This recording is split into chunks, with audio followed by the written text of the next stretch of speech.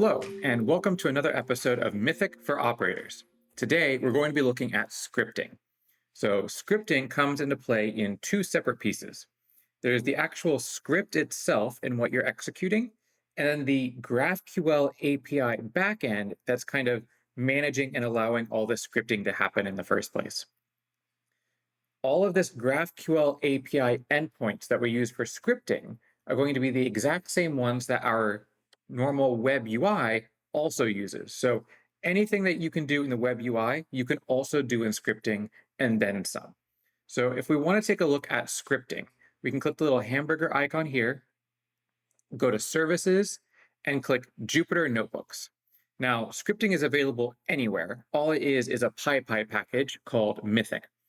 For convenience, there is this Jupyter Notebook container installed along with Mythic that has that PyPi package pre-installed along with a bunch of sample scripts. Now, you can run any of this code from within here, and it'll be just fine. You can also run this code on a separate host, your local operator machine, whatnot. You can run it anywhere. It's just Python. So if you log in and you click for this Jupyter Notebook, you'll be prompted to provide a token. So this is something you can configure in the environment variables, the .env file for Mythic. By default, this token is just Mythic. So you'll provide that and log into this page. You can see here on the left-hand side, Mythic examples and full script examples. So these will evolve over time and get more and more examples that's most up to date with the Mythic that you have currently installed. So if we look at the Mythic examples folder, we have a lot of various examples that are kind of piecemeal. So an example, looking at the authenticate to Mythic. If you're not familiar with Jupyter Notebooks and how all this stuff works, you can see one line at a time. You can see this here. We have an import, then we have two join lines in one cell, another cell down here. This allows you to break out each kind of block of code that you want to execute separately. And for each one of these, if you click into the cell, you can either hit this play button, which runs the selected cell, or you can hit Shift-Enter. So for example, what I did just there is I re-executed this from Mythic import Mythic function. So this just imports Mythic. The next thing we're going to do is log in, right? This is scripting, so we want to log in to then be able to do things. What's happening here is we use the mythic.login function. We provide our username and password. The server IP is the IP address of the Mythic web UI that you normally access. Because this container is running alongside the Mythic server process, what we can do is we can actually use the internal service name resolution to then directly connect up to the web front end. So this Mythic Nginx is actually that port 7443 UI that you're accessing. So we put our server IP, Mythic Nginx, the port, and we're going to print the thing that we get back. So if we run Shift-Enter, this executes, and you can see here our username, password, the API token that we get back, our access token, refresh token. If you remember from previous videos, Mythic uses JWTs to do a lot of this authentication. And of course, we can see the server IP and port and that sort of information. Now, with this, there is an API token that we're getting back that we can leverage in the Hasura Console for GraphQL here in a minute. And we can pull this out from the UI as well. So I'll show you that. But here we can see we're just pulling out this information. And then the next thing we do down here is we're executing a custom query. So like I said, a lot of scripting and the web UI comes down to these GraphQL queries. They're not too crazy. They're very easy to read and see what you're getting back. So here we have our query that's of type query. They can be type query, mutation, or subscription. A query, as you might expect, is just fetching data. A mutation is doing some sort of modification, whether that's adding things, deleting things, updating things. And a subscription is allowing you to stream data back. So we have our type here called query, the name of the thing that we're doing. So in this case, this is just my info. It can be whatever you want. And then if you're taking any parameters, list them out here. So in this case, we're taking a username parameter that is of type string. Now, with that, we're actually going to do the execution what we're looking at within the database. So we want to look across all operators, and we want to select the rows where our username equals the thing that we supplied. For rows that match that, we want to pull out the ID, the username, your current operation, and then we want to look at what other operations are associated with that user, the operator here. For those operations, we want to pull out the view mode. So are you lead, operator, spectator? And we want to pull out from that operation the name and identifier. So this looks really complicated. If we do Shift Enter and run it, we can see down here that we get our list of operators that match where operator username equals username. So that should just be one. Inside of that, we get this data. So ID, username, current operation. And then in that mapping of operators to operations, we're pulling out the view mode. So in this case, lead could be operator or spectator. And for that operation, we want the name. So operation chimera. So you can see here how this structure that we're querying very clearly matches up with the structure of what we get back. It's just fetching rows that match certain things, and for those matched rows, pulling out certain columns. Now, you might be wondering, well, okay, but that was kind of complicated. How did you know that username and current operation ID are fields, are columns of the operator table? Great question. So this is where we can go back to the GraphQL console and look to see at the actual database schema. So to find that, we can come back to Mythic. You'll notice here, every time you authenticate and log in via scripting, you get a notification, just like anytime anybody logs into Mythic. You get notified that, hey, this person logged in. So we'll click the little hamburger icon. Under services again, instead of clicking Jupyter Notebooks, this time we'll click GraphQL console. So just like how we had to log into the Jupyter Notebook, we need to log into the Hasura Console. I already logged in here, but to pull out the data it's requesting, it specifically wants the Hasura secret password. So you can use Mythic CLI to pull this data, or just look in the .env file. It'll be a randomized password. So you can fetch that, log in, and then it'll be dropped into this view. There are two main things we're going to be looking at here: this API tab and the data tab. So here in the API tab, we can see that we are sending some headers. These are request headers.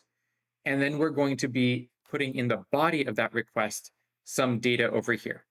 So right now we are authenticating with this Hasura admin secret. So we are kind of global admin as far as Hasura is concerned. If you want to execute any of this sort of stuff that I'm about to show you in the context of a specific user, what you can do is come over here to Mythic. For your user context, click here for your settings. Click the little drop-down arrow like we saw before, and you're going to pull out your API token. So you'll take this, copy it, come over here. You'll add in a new key called API token. And for the value, you're going to place that JWT. Now what we're going to do is we're going to unselect that Hasura admin secret, and you'll see it refreshes down here at the bottom. Now what we're looking at is everything that we can do within the context of our current JWT, our current API token. So we can see here on the side, we have queries. Like I mentioned, you can add in subscriptions or mutations as well. So let's say that we want to fetch, I don't know, C2 profiles. So I want to look at C2 profile data. And from the C2 profile table, I want to look at, I don't know, the name and the description. So I have those fields selected. I just click run. And now we see the result that we get back. So we have, as the data, C2 profile, looking in that table for matching rows, all of them. We pull out the name and description. So here you can see Poseidon TCP and HTTP. Well, what if we want to get a little bit more complicated?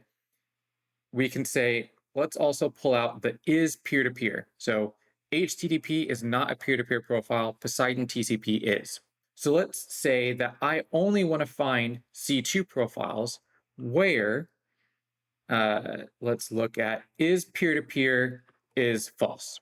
So peer-to-peer is false. I only want the egress C2 profiles. So let me click run. and bam, it's automatically filtered down for us. So it's really easy to just click through and do these sort of modifications to craft a query that you're interested in. So let's say you do this and now you have this query. You want to be able to run this programmatically from your scripts.